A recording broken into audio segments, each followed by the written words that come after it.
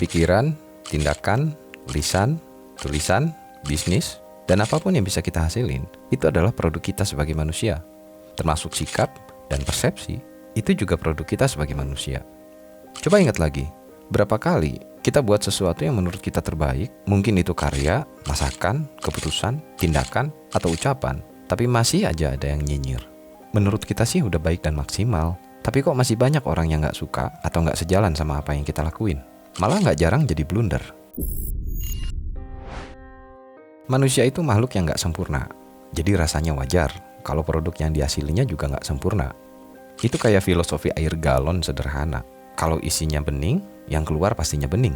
Kalau isinya nggak sempurna, yang keluar pasti ketidaksempurnaan. Kita ambil contoh kasus. Ada seorang bapak kaya raya yang antar anaknya masih usia 15 tahun, bikin surat izin mengemudi. Petugas bilang anaknya belum cukup umur karena batas minimal usia pembuatan SIM itu 17 tahun. Petugas bilang kalau usianya dituain, secara logika itu melanggar aturan. Lalu si bapak bilang, ya udah, kalau gitu gimana kalau aturannya aja yang dirubah supaya batas usia pembuatan SIM itu bisa diturunin. Jadi anaknya tetap bisa bikin SIM dan secara logika nggak ada aturan yang dilanggar. Kita kesampingin dulu perkara benar atau salah. Karena benar atau salah, selama masih menurut manusia, itu nggak absolut. Karena masih ada kepentingan. Secara hakikat, benar dan salah yang absolut itu hanya menurut Tuhan. Kejadian seperti di atas, itu bisa memicu pertikaian antara logis dan etis. Kaum logis bilang, semua sudah sesuai dengan aturan, nggak ada yang dilanggar. Kaum etis bilang, itu nggak bermoral. Menurut kaum logis, logika itu di atas etika. Tapi menurut kaum etis, etika itu justru yang di atas logika. Jadi mana yang lebih penting? Logika atau etika? Atau bisa jadi persepsi kita yang kurang lengkap soal logika dan etika. Ini menarik. Di filsafat Yunani kuno, ada istilah trivium. Salah 3 dari 7 seni liberal yang ngajarin tentang tata bahasa, dialektika, dan retorika. Bagi masyarakat Yunani kuno, trivium ini adalah pembentuk pendidikan kehidupan yang utuh. Di filsafat Jawa, kita punya yang namanya tridaya, 3 tingkat derajat pikiran manusia sebagai makhluk berbudaya yang ngajarin tentang cipta, rasa, dan karsa. Cipta itu adalah kekuatan pikiran, rasa itu adalah kekuatan hati, dan karsa itu adalah niat dan semangat.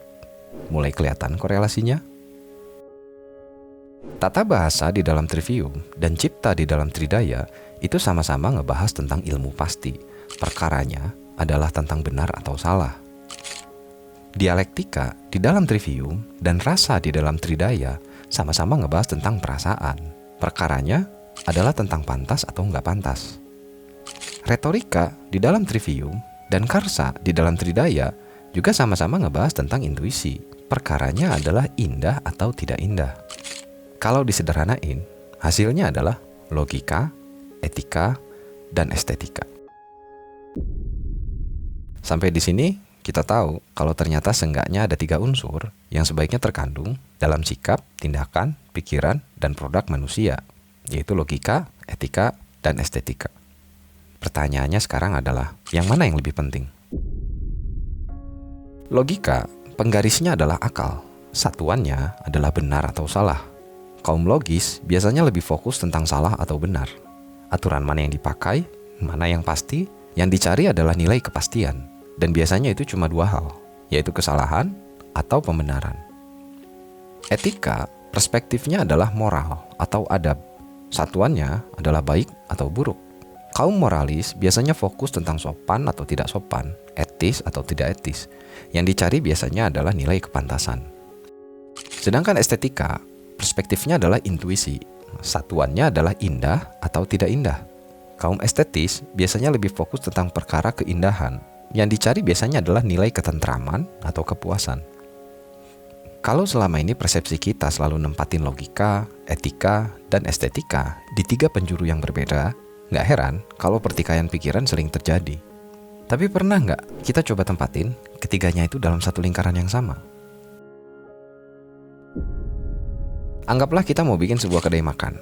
Secara logika, kedai makan yang dicari pelanggan itu kan yang harganya murah dan rasanya enak. Kalau kita hanya berpikir sebatas logika, cukup bikin makanannya enak dan harganya murah, pembeli pasti datang. Kita kesampingin dulu soal kebersihan, lokasi yang strategis, pelayanan, dan lain-lain. Pembeli yang orientasinya harga murah tapi enak, itu yang datang. Gimana caranya kita bisa nambah omset? Secara etika, pembeli bakalan nyaman kalau pramusaji di kedai makan kita itu ramah-ramah dan lokasinya juga mudah dijangkau. Kalau kita kembangin secara etika, pembeli yang datang bukan lagi yang cari barang murah tapi rasanya enak, tapi pembeli yang cari makanan yang suasananya itu nyaman dan lokasinya mudah dijangkau. Dan mereka siap bayar harga sedikit lebih mahal. Akhirnya tanpa kita sadarin, kedai makan kita berubah jadi kafe. Lalu gimana caranya buat nambah omset lagi? Secara estetika, pembeli bakalan betah kalau suasana kafe kita tuh unik dan eksotis. Karena mungkin jarang ada kafe seperti itu. Kalau kita kembangin secara estetika, pembeli yang datang sekarang bukan lagi cuma pembeli yang cari tempat nyaman, tapi yang cari experience dan pengalaman. Mereka siap bayar mahal buat nikmatin sebuah pengalaman yang luar biasa. Dan gak kita sadarin, kafe kita sekarang udah berubah jadi restoran.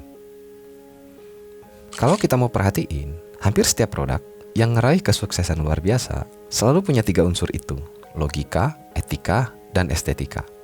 Sebut aja iPhone, Tesla, Lamborghini, hotel franchise, tempat hiburan, dan lain-lain.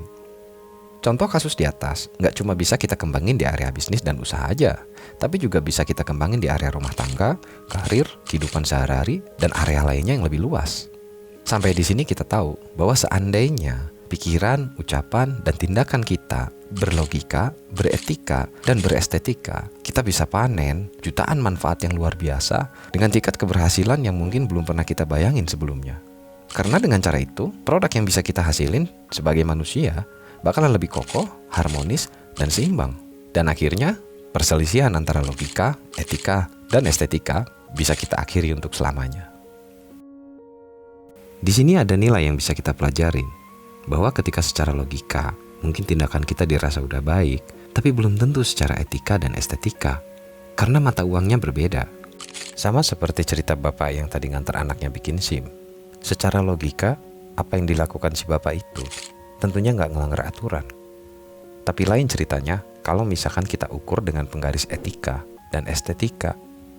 Karena untuk jadi seorang manusia yang utuh, logika, etika, dan estetika harus berjalan berdampingan dan saling menguatkan. Tapi ada satu lagi pertanyaan yang menarik. Apa logika, etika, dan estetika itu memang harus selalu jadi satu kesatuan? Jawabannya enggak. Ada waktu di mana ketiga hal itu memang harus berdiri sendiri tanpa yang lainnya. Kapan ketiga hal itu harus berdiri sendiri? Soal itu kami udah buatin di video yang terpisah. Kalau videonya udah jadi, rekan-rekan bisa cek di link akhir video ini. Tapi kalau belum, rekan-rekan boleh subscribe supaya bisa terus update setiap video terbaru dari kami. Ini di Overthinking, dengan Sinau kita jadi lebih tahu. Ketemu lagi video berikutnya.